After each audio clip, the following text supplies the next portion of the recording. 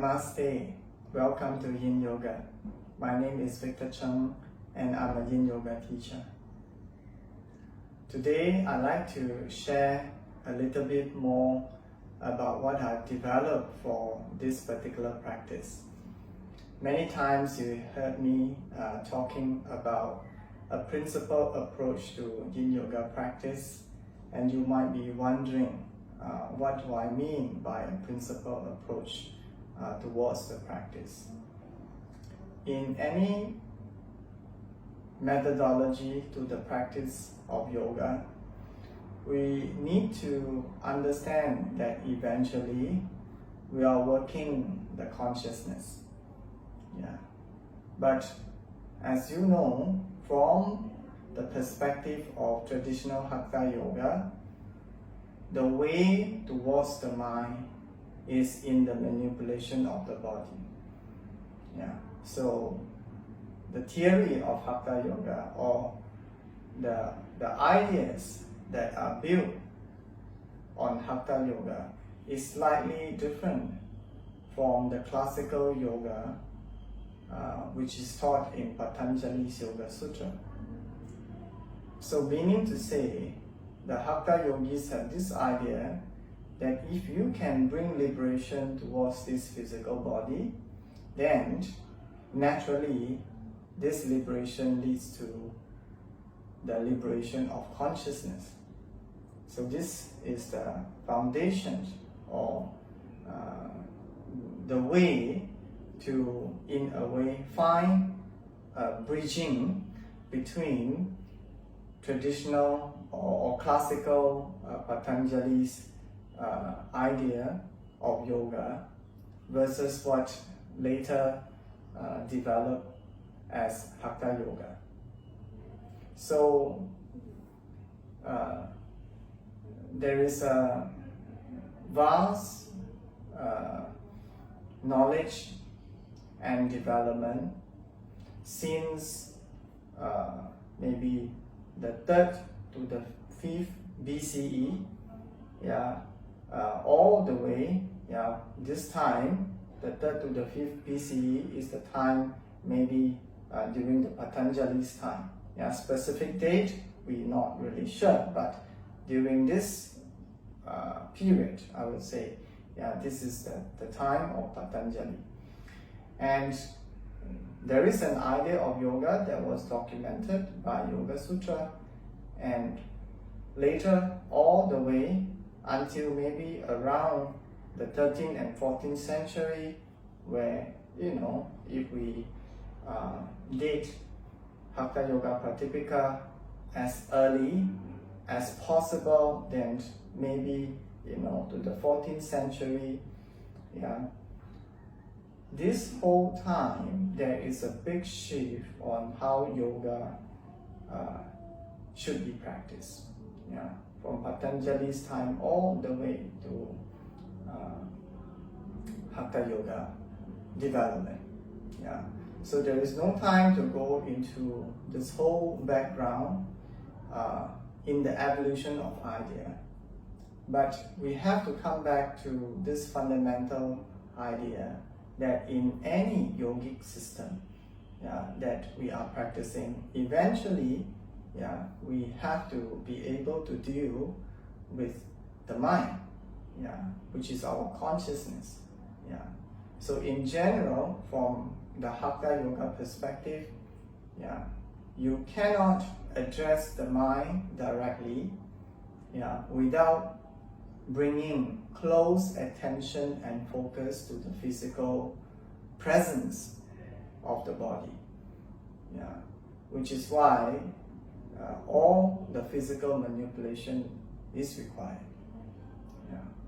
So when we look at this principle of movement, we are trying to eventually allow oneself to come into that primordial movement, or that organic state of movement that is spontaneous, within this human body. So in the beginning, there is sets of sequence that you do, Yeah, there are specific poses that you practice, but eventually you break away all these sets of sequences and you find that organic way of movement that fully expresses this life, that fully expresses the potentiality of this human body. Yeah. And there are so many names in the yogic text that we describe this spontaneous, organic, primordial movement that is capable in this human body. Yeah. So, to give you an example, yeah, nobody can teach a baby how to walk. Yeah. Walking, yeah, from the day the baby is born to the day where the baby can stand up to walk is a response to life. Yeah. And this response to life is spontaneous. At the same time, of course, there is that expression of energy that is changing within the body, and the baby feels that the body needs to go into certain orientation. Yeah. So for anybody that has studied the movement development of how a newborn baby eventually stand up to take a walk, it goes through various asanas, positions of the body, orientations of the body, before eventually the baby can stand up and take the first step. Throughout this whole time, there isn't any teachers that could provide guidance to the baby. Yeah, which means that everything is a response from within. Yeah. There is a yogic term, yeah, to this spontaneous movement, which is known as Kriyabhati. Yeah. So Kriyabhati suggesting that this body naturally move in response to pranic energy. Yeah. So everybody will sort of express this differently. Eventually, all asana breaks away from physical sequence, and abide within this original, spontaneous, primordial movement. So, Yin Yoga is also one of the many methodologies out there that is trying to bring one to this spontaneous movement. So it begins by looking at the freedom of the lower body, which is the real mobility of this human body, because nobody walks with the arms. So if you chop off the upper half of the body, and then the upper half of the body cannot move. The movement is coming from below. So it is important for us to then understand this principle approach to the development of this spontaneous movement. So sometimes I like to call it organic movement, or movement from the origin. And it is a movement in response to pranic change or the circulation of qi. So the inspiration is coming from Chinese traditional energetic movement such as Qigong and Tai Chi, and we can sort of consolidate into three principles. So the first one is grounding, the second one is holding, and the third is relaxation. So these three principles forms the cornerstone of Yin philosophy, as well as principle for each and every asana taken by the body. Yeah. So in traditional energy work, yeah, whether you're practicing Qigong or Tai Chi, then the master always requests the student to stand for a long time. So in Chinese we call this 站桩. Yeah. So you have to learn about balancing, yeah, how to balance firmly to be in close connection with the earth from the base of the feet. Yeah. Which is why the first sequence is about ankle and feet, yeah, to help the body to plant firmly down onto the floor, yeah, and to have the adaptive capability of the plantar fascia, yeah, from the heel all the way to the ball, yeah. So this adaptation is a very important adaptation to hold the entire body.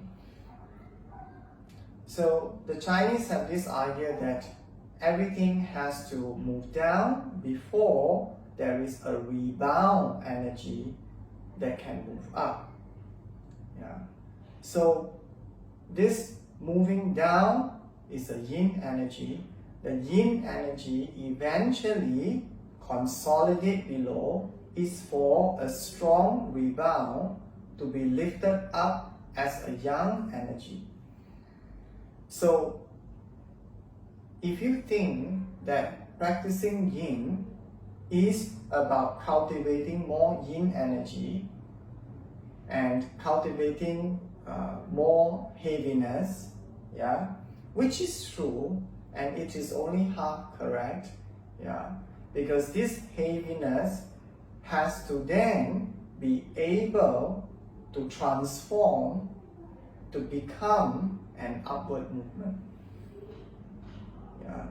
So meaning to say that this yin has to be cultivated properly with right understanding of having this ability for the energy to rebound, yeah, to come back up as a circulatory pattern.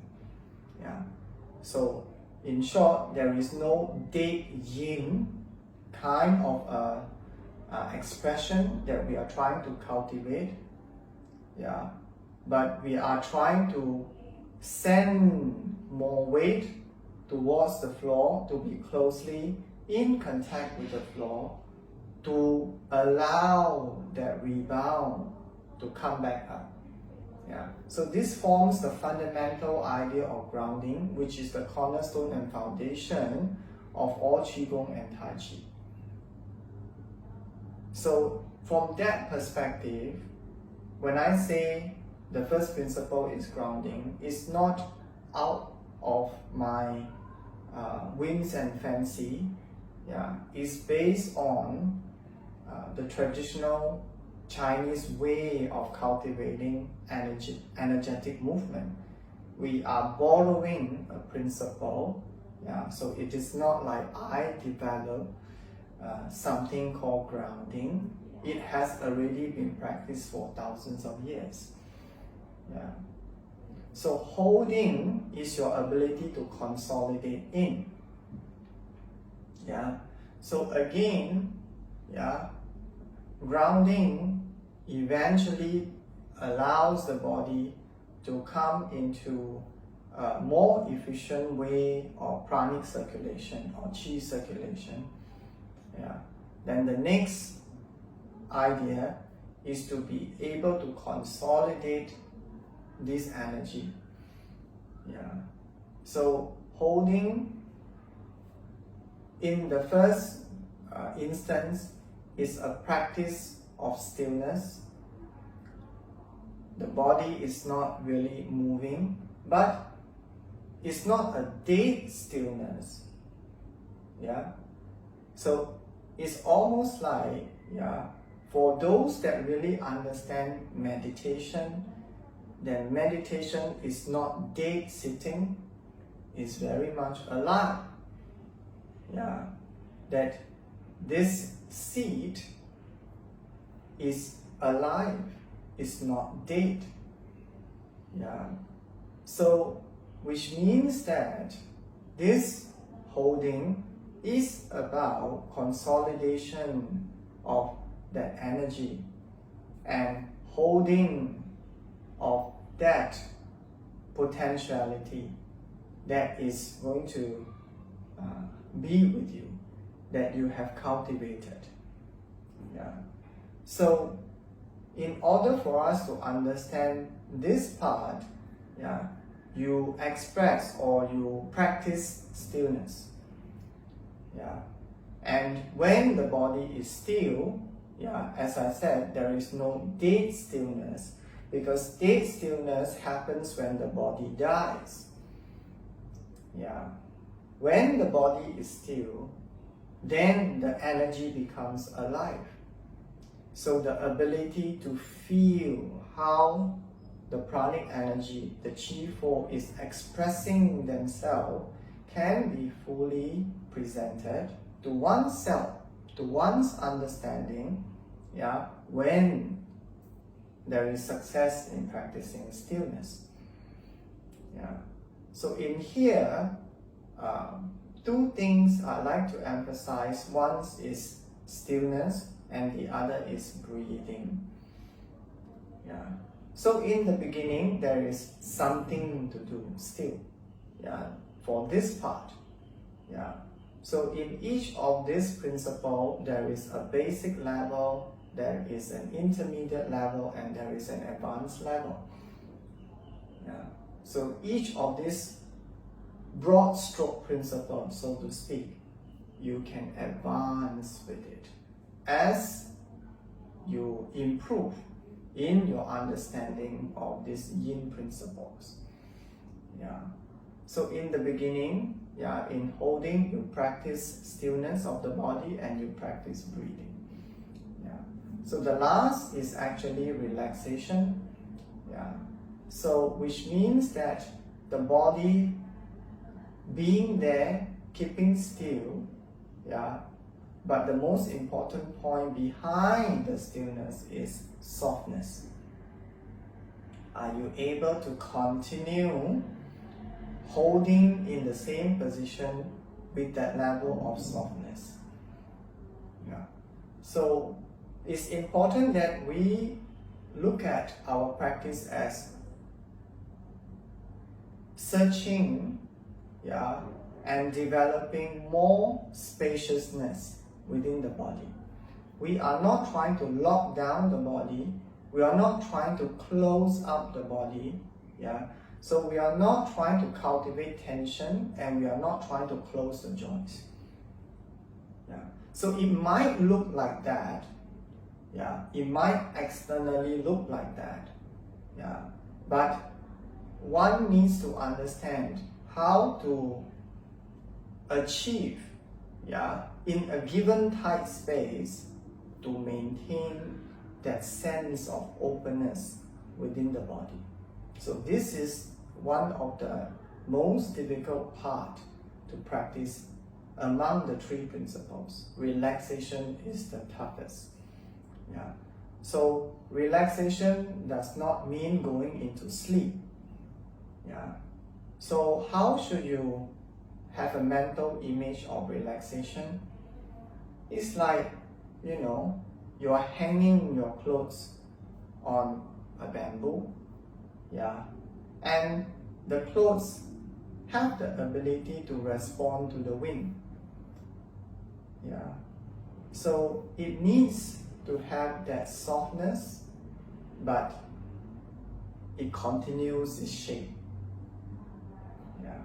So in nature, when you pick up a piece of leaves, when you pick up a petal of flower, so there is that sense of softness, in its texture, there is sense of